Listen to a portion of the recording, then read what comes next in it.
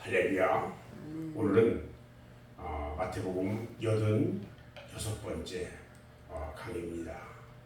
오늘은 마태복음 9장 1절로 8절 말씀을 통해서 사죄의 권세에 대해서 함께 말씀의 은혜를 나누려고 합니다. 예수님은요, 언제나 그를 배척하는 곳에는 머물지를 않았어요.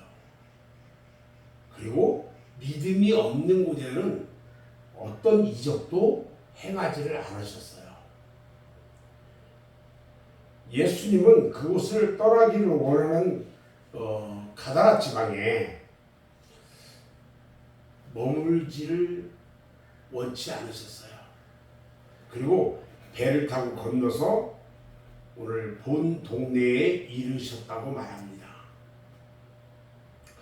그런데 이때 마침 침상에 누운 중풍병자 하나를 여러 사람이 데리고 예수님께 왔어요.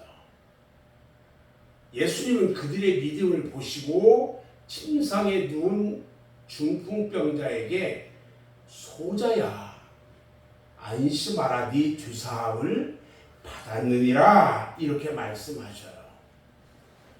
이런 사실을 옆에서 바라본 한 서기관이 속으로 생각합니다.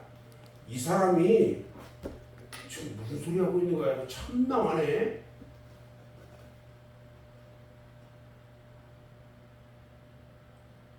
그런데요, 우리 주님께서 이 서기관이 이런 악한 생각을 하고 있는 것을 아시고요, 말씀하셔요. 인자가 세상에 죄를 사하는 권세가 있는 줄 너희로 알게 하려고 한다. 그러면서요, 그 중풍병자 앞으로 나가요. 그리고는 중풍병자에게 말합니다. 일어나 네 침상을 가지고 집으로 가라. 그랬더니요, 그 중풍병자가 일어나요. 그리고 집으로 돌아간 거예요.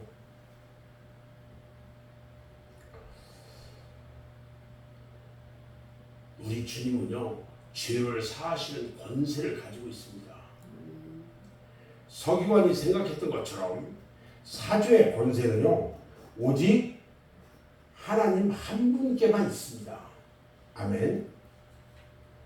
그러므로 예수님을 하나님으로 잘 알지 못하고 있는 그들이 주님을 향해서 참남하다고 하는 것은요, 당연한 생각이었던 거예요. 예수님은 여기서 자기에게 죄인의 죄를 사할 수 있는 권세가 있다는 사실을 보여줌으로써 스스로 하나님이심을 나타내셨어요. 인간의 죄는요, 아무도 사할 수가 없어요. 인간의 죄는 그 무엇으로도 소멸시킬 수가 없어요. 다만 하나님만이 이 두 가지 일을 하실 수가 있다는 거예요. 아멘. 예수님은 하나님이시기 때문에 능히 이 일을 하실 수가 있는 거예요. 하나님이 우리 인간의 죄를 사하실 수 있는 것은 두 가지 근거로 말미암은 것이에요. 하나는요, 독생자 되신 예수 그리스도의 대속의 은혜에 근거하고 있고요, 만약에 하나님께서 그의 독생자를 우리 죄인들과의 화목을 위한 속죄 제물로 삼지 않았다면 하나님이시라도 인간의 죄를 용서하실 수 없으셨을 거예요. 그리고 또 다른 한 가지는요, 죄의 용서에는요, 회개가 따라야 돼요. 회개는 죄사함의 근거가 되고요, 그리스도를 구주로 영접하는 하나님의 지정하신 방법이기 때문에 죄에 대한 회개가 없이는요, 죄의 자유함을 또 죄의 사유함을 받을 수가 없다는 거예요. 오늘 중풍병자가 보여준 것을 한번 보면 우리는 예수님이 중풍병자의 죄를 무조건 사해 주신 것이 아니라는 사실을 알아야 돼요. 우리 주님은 그들에게서 뭘 가냐면 믿음을 보셨다고 했어요. 믿음을. 주님은요, 중풍병자와 그를 데리고 온 그의 친구들로부터 믿음을 보신 거예요. 자, 그러면 여기서 우리 주님이 말씀하신 믿음은 과연 무엇을 말하는 걸까? 믿음이 무엇일까? 첫 번째로요, 그들이요, 예수가 그들의 메시아이심을 믿었다는 거예요. 주님으로부터 칭찬을 받은 믿음은요, 올바른 신앙 고백에 있다는 거예요. 그들은 한결같이 예수님을 하나님의 아들로 믿은 거예요. 아멘. 두 번째요, 그들은 주님이 능히 이 중풍병자를 고칠 수 있다는 것을 믿었어요. 이들의 마음에 움직이는 뜨거운 믿음은요, 주님의 마음을 사로잡을 수가 있었던 거예요. 세 번째는요, 중풍병자는요, 주님 앞에서 자신의 죄를 마음으로 통회하고 있었어요. 아마도 이 병자는 언어 장애로 말을 하지 못하고 있었지 않는가 이렇게 생각이 돼요. 그러나 그의 눈에 주님을 바라보는데요, 그의 마음에 회개의 역사가 일어났다는 거예요.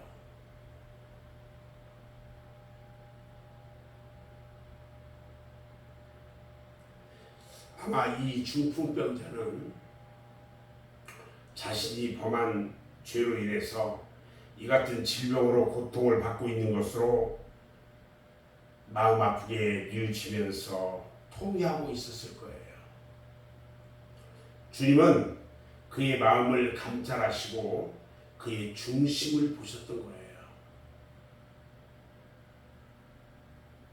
네 번째로요, 중풍병자는 주님을 만나는 일에 간절함을 보여줬어요.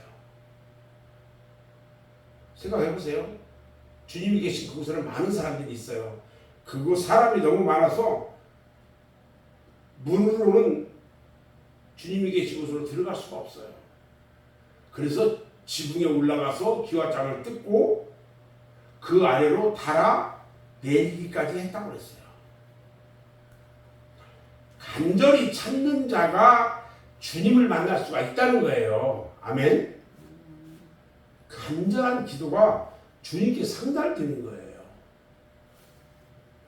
이 중풍병자의 놀라운 믿음이 그곳에서 나타났어요. 그런 주님으로부터 일어나 이 침상을 가지고 집으로 가라, 이 말을 들었어요. 이때 이 중풍병자가요, 병이 쾌유된 자리에서 일어난 것이 아니에요. 이제 병이 고침받았다고 하는 어떤 증상이 뚜렷하게 그에게 나타난 것이 아니란 말이에요. 그의 몸은요, 여전히 침상에 누워서 움직일 수가 없었어요. 그런데 그는 주님을 향해서요, 주님, 내가 이런 불편한 형편인데 어떻게 일어날 수 있습니까? 주님이 손을 내밀어서 잡아 일으켜 주세요. 이렇게 말하지 않았다는 거예요. 그러뇨, 일어나 네 침상을 가지고 집으로 가라, 이 말씀을 듣자 그 말씀에 의지해서 그 침상에서 몸을 스스로 일으켰다는 거예요.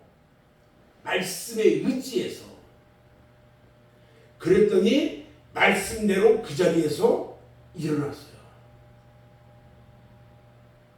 우리 주님은요, 서기관들의 마음속에 악한 생각이 있다는 것을 아시고 한 가지 질문을 던져요. 너희가 어찌하여 마음에 악한 생각을 하느냐? 네 죄사함을 받았느니라 하는 말과 일어나 걸어가라 하는 말이 어느 것이 쉽겠느냐? 두 가지 질문을 던져요. 사람의 입에 말은 하기가 어려운 것이 아닙니다. 그러나 바로 눈앞에 보이는 중풍병자를 말씀으로 일으키는 것에는 입의 말만으로는 안 되는 거예요. 자기가 한 말대로 성취될 수 있는 권능이 있어야 된다는 거예요. 아멘. 저는 이제 오늘 말씀을 마무리할 건데요. 이 중풍병자는요, 그의 죄값으로 무서운 질병에 걸려 고생해 왔어요. 그런데 그가 주님 앞에 나옴으로 그의 질병은 고침을 받았습니다.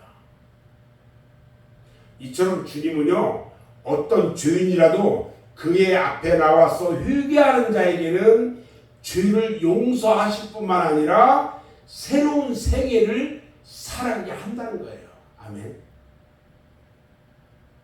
오늘 우리는 이 중풍병자를 보면서 그의 믿음, 그리고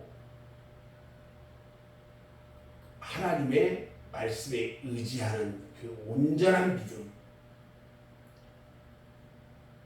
이 믿음을 통해서 그 생애가 깨끗이 질병에서 치유되고 새로운 삶을 살아가는 새로운 생애를 살아가게 된 것을 기억해야 돼요. 우리도 오늘 하루를 살아갈 때에 온전한 주님의 말씀 가운데 온전한 믿음을 통해서 고백해야 돼요. 나의 삶이셨고 나의 생애의 모든 것이었던 우리 주님, 주님의 나를 향한 뜨거운 사랑의 십자가, 그리고 우리의 죄를 사해 주시기 위해서 우리를 사망에서 생명으로 옮기시는 놀라운 부활의 은혜, 이것을 기억하면서 오늘 한 날도 주님 앞에 드려지는 복된 한 날이 되어지기를 주님의 이름으로 축원합니다.